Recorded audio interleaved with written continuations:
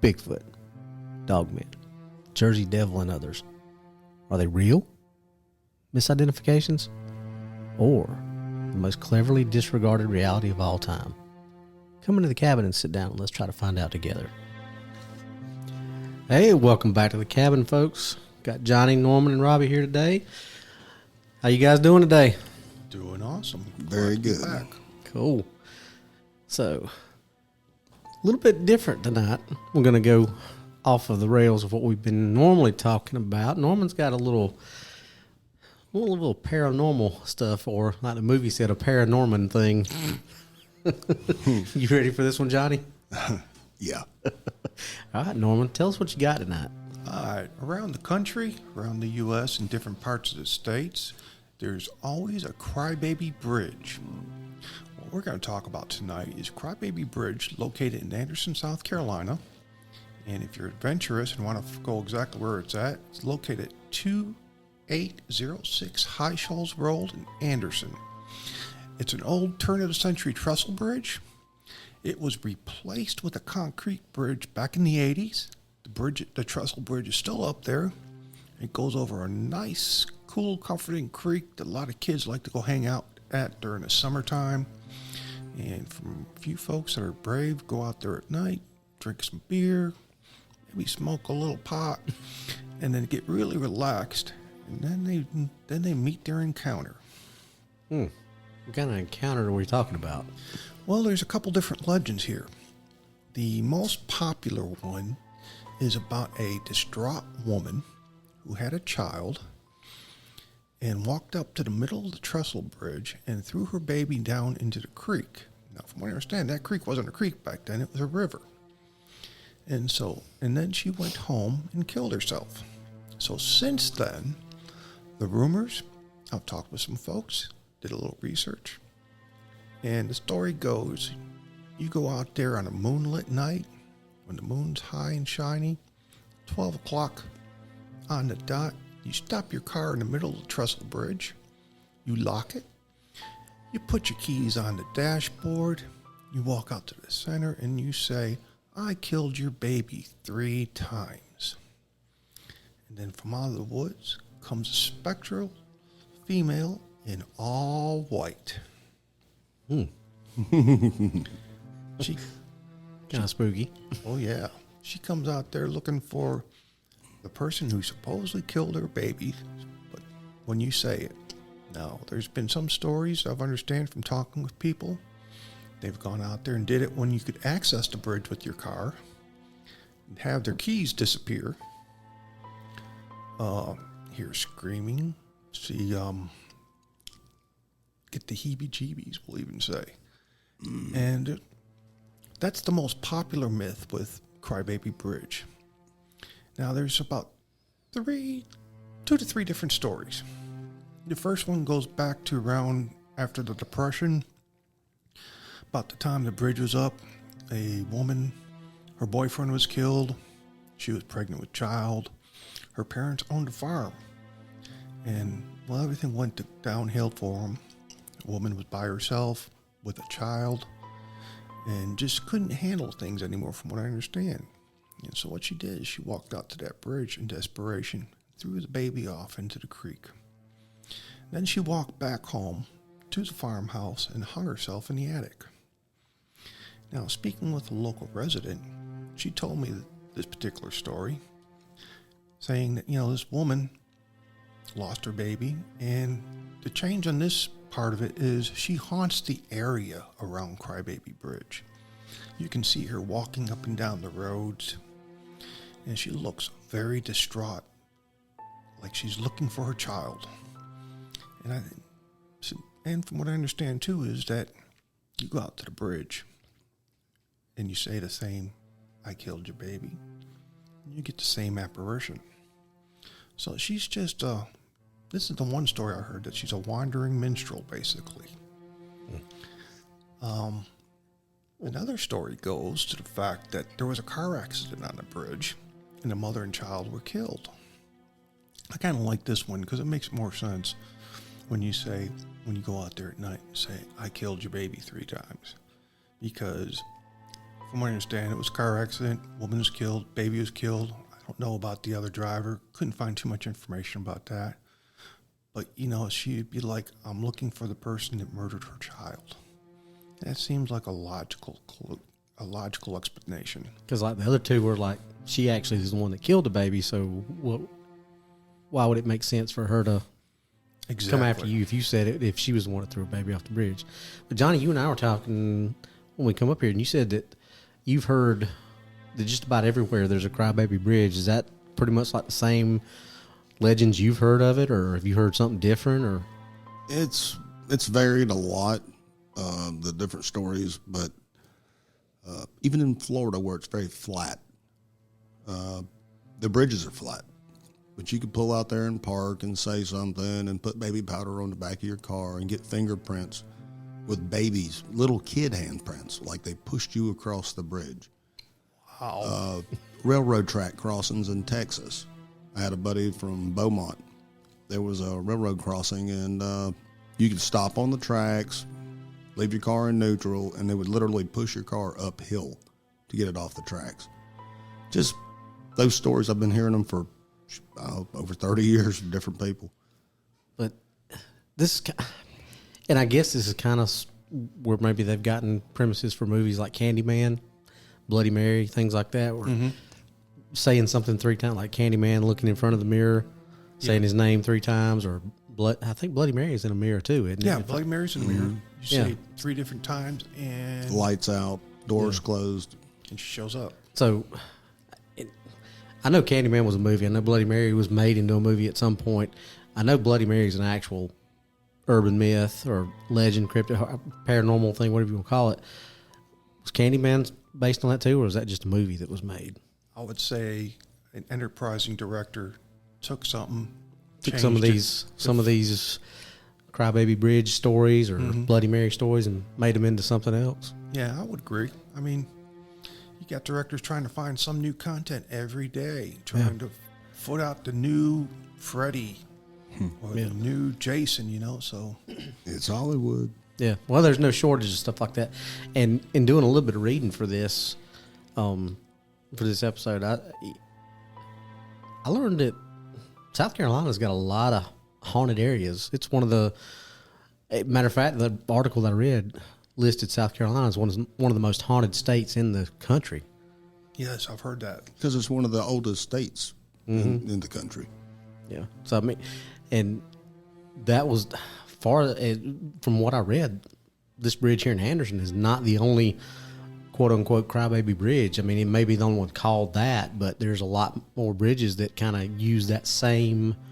Now, is that just people hearing that and saying, "Oh, well, we've got that here," or is there actually stories that go along with it? Because from what I read in the article, the one that you were talking about, Norman, that's the original. That's the one that it was based off of. Right. So, the law enforcement guy, is it a copycat story for all these other ones, or are there, because like Johnny pointed out, he just named several different states that had pretty much the same type thing. So, well, let's look at the fact sometimes with bridges, where's the one place that a person with a suicidal intention would want to go? yeah, I mean, bridges are a very popular spot for people who want to commit suicide. I mean, we've had people in the city I work in try to jump off, and we don't have a whole lot of high bridges like that, but we've got some bridges that people have threatened to jump off of before. So I mean, that's a pretty popular spot, especially if you don't have a whole lot of tall buildings or things like that. Exactly. If there's a deep river, It really doesn't matter either if it's a trestle, like over a railroad track, or a body of water. There's always a pretty similar story and a similar feeling.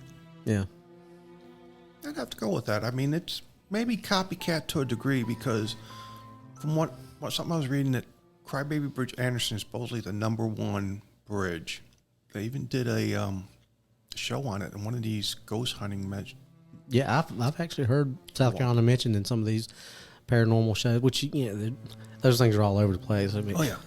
seems like every time you turn the History Channel on or Travel Channel or Discovery or something like that, there's another paranormal show out there. Exactly. But I mean, it's something that people are interested in. It's the most popular urban myth, if you want to call it a myth, unless you experienced it yourself. And Right. you probably say it's not a myth. Well, I mean, look at people say Bigfoot's a myth too, and except for those of us who have had the encounters and things like that. I mean, so it's a myth, or to people like you just said who haven't witnessed it or don't believe. Right. It's like people saying UFOs don't exist. There's two camps, non-believers and believers. One night I may have to go out there with some gear and do a little checking. I think that would be a nice little expedition, or a little investigation, rather. I guess we could Yeah, do it on a definitely moonlight night. Yeah, definitely Go out there. do an investigation and come back and have another show about that. I'd be interested in that. How about you, Johnny? Oh yeah, definitely. We'll have to prep it a little bit. Like I said, last time I rode by it was just a couple days ago, and we might have to make sure we got a little bit of path because it's growing up pretty good over there. Yeah. And just to make sure even the bridge is safe to go on it. I don't know the exact condition now. It's been 40 years since they put up the concrete one, and then this thing was built in the early 1900s. Yeah, it probably wouldn't be safe to drive on the original bridge if it's even still there. Yes, I agree. It's still there. It's very still there. Like I said, Does the old bridge, does it actually go point A to point B, or does it go part way and stop? No, it goes all the way across. So it's good for foot traffic. Yes, it is. We can do foot traffic. It's got barriers or something. It's off the road. The road is gone, but it's grown up and all that. So it'll be an interesting place to go visit. Yeah. And it just dawned on me. So I was talking with a psychic here a few years ago about an encounter, and she said water has a very high conductivity for spirits, and that would probably explain too some of the myths people have or actual encounters. Well, I mean, even if you start looking into stuff like a lot of the vampire myths and things like that, running water has a lot to do with that. Like vampires cannot cross running water. Like you said, with spirit mediums and things like that. I mean, there's a lot of stuff that's in the natural world that is tied into that. And you look at ley lines. Yeah. I mean, those are natural occurring things, but they're supposedly very high powered in the supernatural world. I'd like to know, if like you're talking about ley lines, how close one may be. Yeah. Considering a nexus point, which is a convergence of more than two ley lines, higher energy peaks. Like I say, it might be an interesting field trip for us here soon. And that's probably something we need to look into, see if we can find some of them old. I don't know what kind of map or where you would look to find those, but that would be something to look into to see if it's, like you just said, close to that, or a nexus, or even just a single ley line or something like that. I mean, there's some reason that these things they appear. Mm-hmm. Whether it's paranormal or cryptids, so ley lines supposedly play a large portion into a lot of this because water contains energy. And your ley lines are pretty much laid out like a perfect grid around the entire globe. Mm-hmm. Yes. I used to be pretty well versed on the ley line part, and now I feel like a potato. I don't feel bad. Don't feel bad, Johnny. I don't know much. I know what they are, but I don't. I've never gone in depth with them before. Yeah. But maybe that's something we need to look into. And I mean, something for DA and his group with Docs Machina. Yeah. About how they may play a big factor in paranormal cryptids. Yeah, I might need to talk to DA. That we might need to do an episode on that. Either Wicked Wednesday, or that might be a good Saturday night show. Oh yeah, definitely a good Saturday night show. Good prep for it too. Mm-hmm. I think. But like I say, it's an interesting place for people to go and visit during the daylight. And if you're brave and you want to be adventurous, go out there at night on a full moon, walk out to the middle of the bridge, and tell the young lady you killed her baby and see if you get a visitor. I'll watch from a distance. I ain't telling her nothing like that. Norman, I think we've volunteered you to go out and And Hey, I got no problem with trying it. Johnny and I'll stay back and watch. And if I'll be somebody Overwatch. grabs you, if somebody grabs you, me and Johnny will take care of it. You won't do a Tony and Anthony on me and be leaving, would you? No, that's Anthony. Anthony doesn't do anything with spooks. If he can't shoot it, you can mess with it. Right. Well, I think we got an investigation to plan for this. That's about all we have for this one. So we're going to try to plan an investigation out there. Maybe we'll have another a full-length show on that one. That would be interesting. Johnny, you got anything? I look forward to it.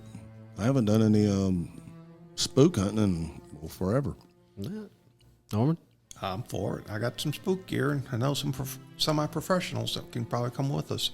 All right, cool. Well, you folks are going to have to tune back in and see how our trip to Crybaby Bridge goes. If we come back from it. Ooh. Definitely. If Norman comes back from it. Right. If Norman comes back. Johnny and I are going to be standing at the truck waiting. I'm wearing my fast boots. Johnny, we ain't got to outrun each other. We just got to outrun Norman. I know what a kneecap is. We love you, buddy. Yeah, I know. I feel the love. All right, folks. That's all we got for tonight's show. Y'all tune back in. Next show, we're going to be talking about the lost colony of Roanoke. If anybody who knows anything about that, that's going to be a pretty good show. All right, we'll see you next time. Johnny, Norman, see you guys. Thanks for coming by the cabin. See you again, Robbie. Always.